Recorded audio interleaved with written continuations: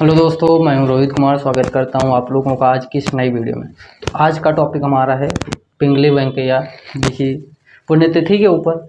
आप जो पिंगली वेंकैया जी हैं, आप लोग कैसे जानते हैं, आप इन्होंने क्या काम किए हैं। इतना बहुत बड़ा वीडियो नहीं बनाएंगे, मात्र इनकी पुण्यतिथि है आज, तो उनकी याद में सिर्फ 2 या 4 मिनट का वीडियो होगा, इससे ज़्यादा नहीं हो पाएगा।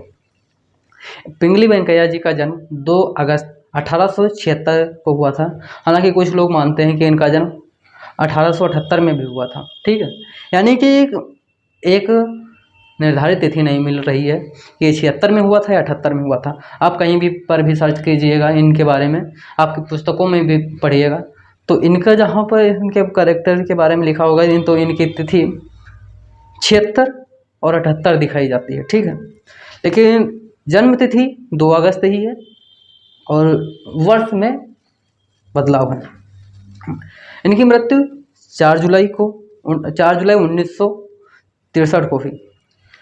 कहा जाता है इनकी वही हिसाब से अगर 78 के हिसाब से माने तो हो गए 86 साल, 78 के हिसाब से माने तो हो गए 84 साल। इसी हिसाब से बताया जाता है इनकी मृत्यु हुई थी।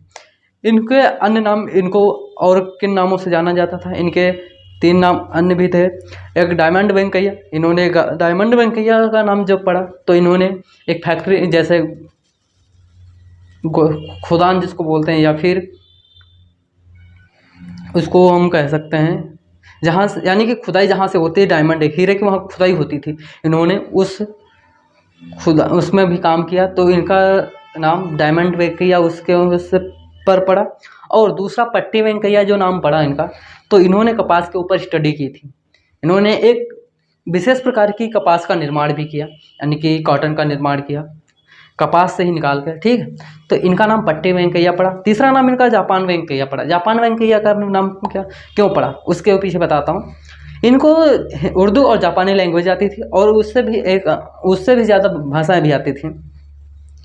जो लिखित में हमको भाषाएं मिलती हैं तो उर्दू और जापानी और अन्य भाषाएं इनके सामने लिखा मिलता है, वही हम भी बता रहे हैं। ठीक है, तो इन्होंने उर्दू और जापानी लैंग्वेज के विशेषज्ञ थे, यानी कि कहा जाता है बहुत अच्छे ही वक्ता थे। तो इन्होंने एक बार क्या है भाषण दिया था, यानी कि प्रवचन दिया था। सभा हो रही थी, राजनीतिक करियर था इनका, तो सभा में प्रवचन तो देना ही पड़ता है। तो इन्होंने एक पूरा भाषण जो है वो जापानी लैंग्वेज में दिया था। तब से इनका नाम जापान वेंकैया या जापानी वेंकैया भी कहा जाने लगा था। आप लोग जैसे हम लोग सब रहते हैं, कॉलेज में जाते हैं तो अलग अलग नाम रख लेते हैं। ठीक है, इसी हिसाब से इनको क्यों जाना जाता था। इन्होंने हमारे देश का जो तिरंगा है ना, सबसे पहले इन्होंने डिजाइन किया था तिरंगे को।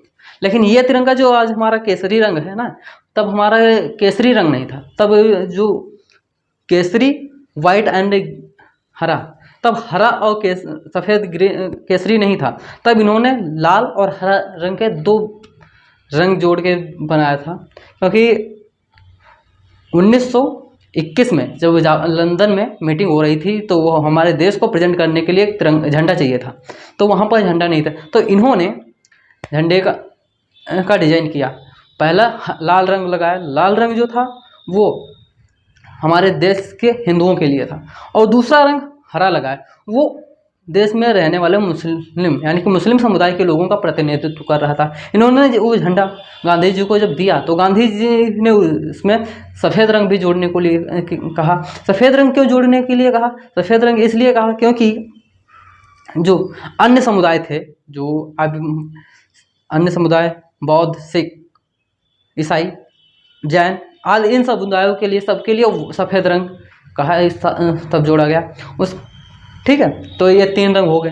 अब इनका माता पिता के बारे में भी जान लेते हैं। इनकी माता थी हनुमंत रायडू और पिता थे वेंकट रत्नम। भाषा क्या थी?